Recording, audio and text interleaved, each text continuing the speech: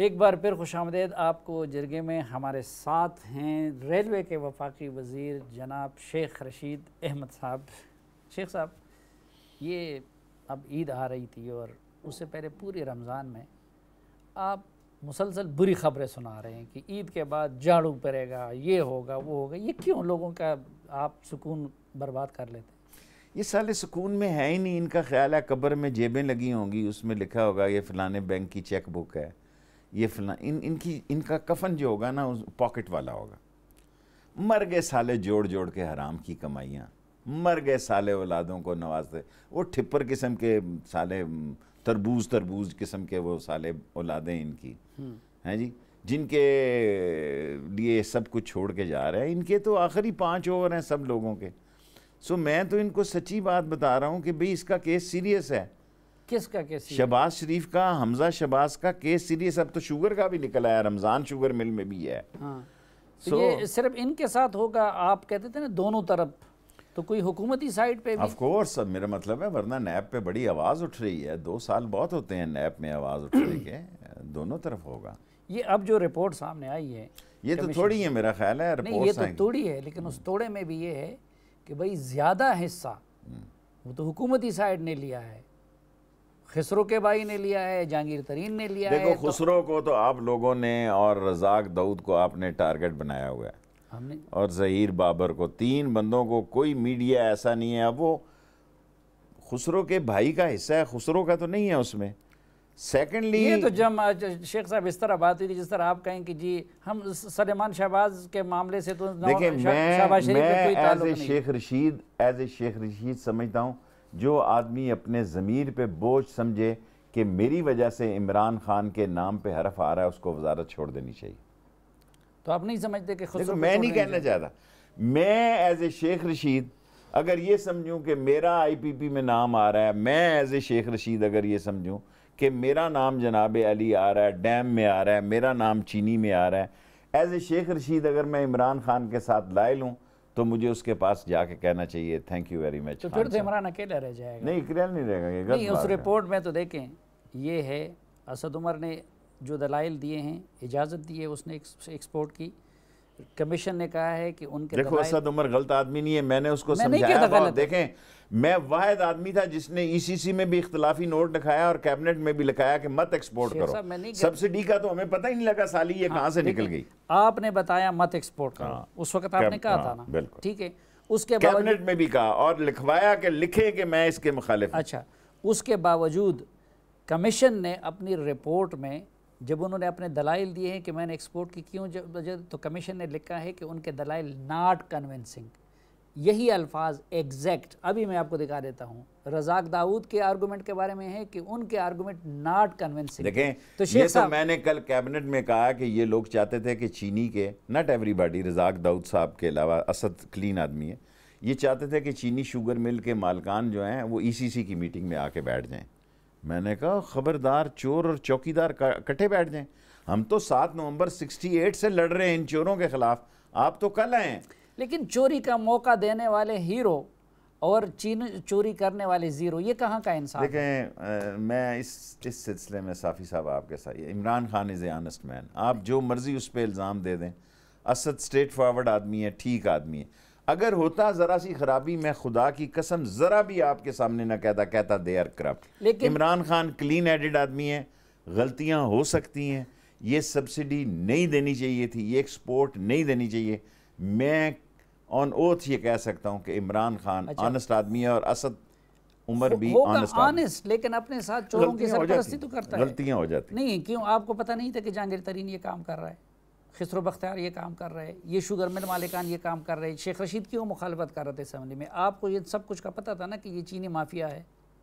मुझे तो उन्होंने बीजिंग में थ्रेट की, मैंने उन कैबिनेट में लिखाया, प्राइम मिनिस्टर को कहा कि इन्होंने मुझे थ्रेट तो इमरान खान और असद उमर और रज़ाक वो हैरान हो गया, कहता आपको थ्रेट किया। मैंने कहा जी मैं बज़ाहिर बहादुर नज़र आता हूँ, लेकिन मुझे इन्होंने बीजिंग में आप वहाँ मौजूद थे, इन्होंने मुझे कहा कि देखेंगे अगला इलेक्शन तो कैसे लड़ेगा। तो मैंने कहा बड़े लड़ लिए। मैंने 2014 में एक कॉलम लिखा था जहांगीरी इंसान, जिसके जवाब में मुझे PTI से गालियाँ पड़ती रही। तो मैं और आप आप तो पीटीआई से खामखा लड़ाई लिए मेरी कोई लड़ाई नहीं मैं आपकी सुलह कराना चाहता हूँ। ना नहीं मेरी कोई लड़ाई मैं नहीं, आपसे इसकी सुलह कराना चाहता हूँ। मेरी लड़ाई नहीं है। ईद के दिन आपको सेवियाँ खिलाता हूँ और उसमें मेरी बात तो सुने ना, मीठी मैं आपकी सुलह कराना चाहता हूँ। नहीं नहीं मेरी लड़ाई नहीं है। तो लड़ाई नहीं है, रोज लड़ते हो शाम को, हर 3 दिन लड़ाई, सौकनों वाली लड़ाई बनी हुई है। वो तो मैं देख जब एनपी की हुकूमत थी एनपी से लड़ता रहा, एमएमए की हुकूमत थी। एक अच्छा सहाफ़ी लड़े बगैर लोगों का तक अपनी राय बचाता है, आप लड़ के बचाते हैं। हम सवाल करते हैं। आप यकीन जाने वो खान मुझसे पूछता है आपके बारे में। वो क्या पूछता है? नहीं, अब ये क्या, हम सवाल ना करें। आप ये सौकनों वाली लड़ाई ख़त्म करें पीटीआई के साथ। मेरी लड़ाई नहीं है, मैं सिर्फ सवाल कर रहा हूँ कि देखिए मैं और आप तो सालों से इस शुगर माफिया के ख़िलाफ़ लगे हुए थे ना, तो जो चीज़ मुझे और आपको इल्म था वो इनको नहीं था। जिस दिन ये सब्सिडी दे रहे थे आपने भी मुखालफत की, मैंने भी नहीं पता लगा। मैं रमज़ान मैंने कैबिनेट में ये कहा, प्राइम मिनिस्टर साहब मुझे ये इत्ला मिल रही है कि ये सब्सिडी ले गए हैं पंजाब से, this is in the cabinet. मैंने कहा जनाब मैंने इसको अपोज किया, तनहा नोट लिखाया ईसीसी में, कैबिनेट में इसको अपोज किया। अब मुझे ऐसी इत्ला मिली है, अफवाहें, मैंने ये नहीं कहा इत्ला, मैंने कहा मुझे ऐसी अफवाहें सुनाई दे रही हैं कि पंजाब से ये सब्सिडी ले गए। कोई बंदा नहीं बोला समेत इमरान खान के, एवरीबॉडी वाज साइलेंट। साहब आप बड़े सादे ना बने, आप वो बंदे। मैं सादा हूँ, मेरे साथ सादगी में ये काम हुआ है। आपके साथ जो है ना, आप पिंडी की भी खबर होती है, इस्लामाबाद की भी होती है, हर जगह की खबर। आप यकीन जाने मुझे पिंडी की खबर होती है, इस्लामाबाद की नहीं होती। ये सारे हुक्मरान जो होते हैं ताश छाती के साथ लगा के खेलते हैं। हाँ, पहले जो होते हैं इनकी खबरें होती है तो सारी। ये सब कुछ आप भी जानते हैं, मैं भी, कि कल तक इस पार्टी का मालिक और मुख्तार जहांगीर तरीन और उनका ग्रुप था। फिर वो अभी आपकी मैं सुलह करा रहा हूँ, अभी आप फिर लड़ाई सौकनों वाली लड़ाई कर रहे हैं। नहीं खुदा मैं ये कह रहा हूँ।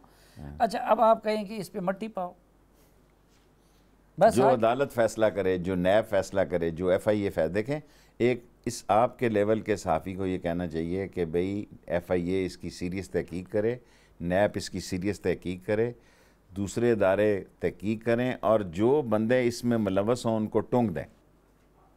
झाड़ू फिरेगा दोनों तरफ फिरेगा, दोनों के सेनों में फिरेगा।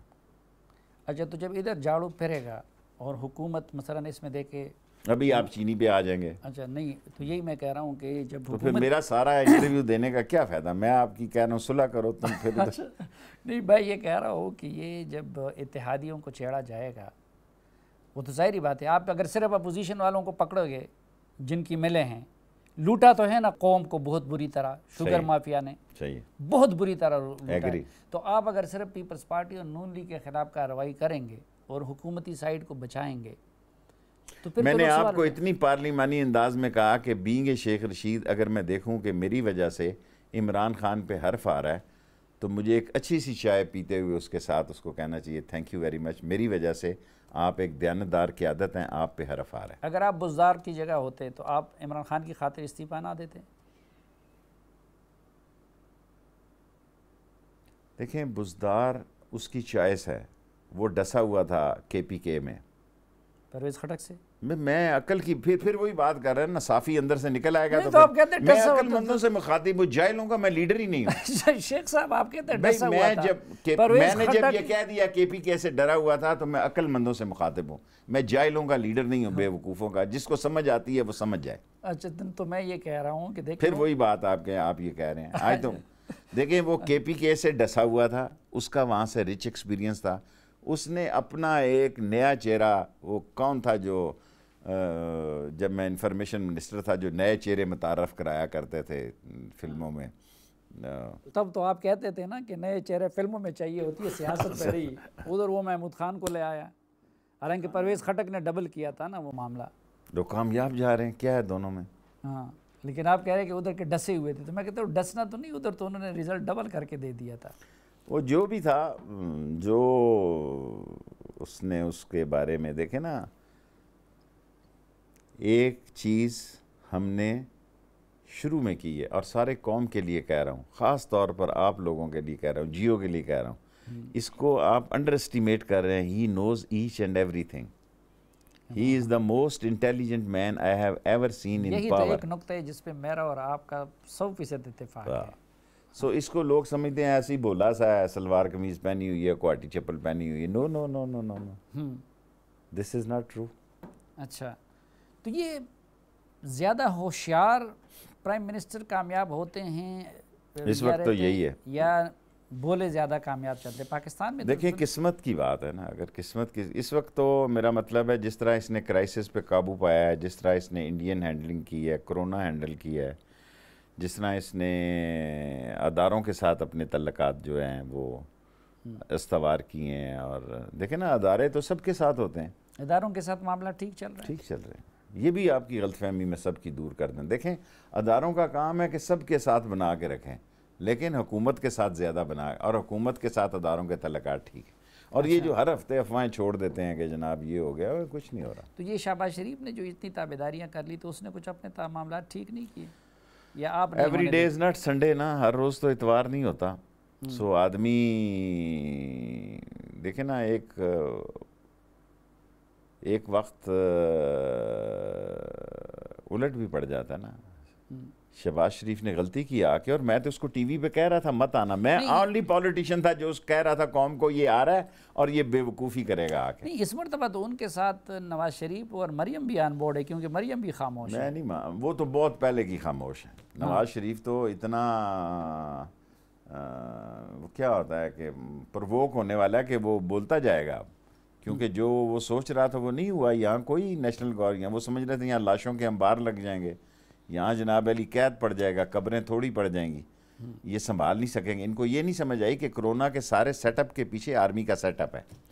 सारा फौज जो है इस सिविल गवर्नमेंट के कोरोना के सेटअप को लुक आफ्टर कर रही है।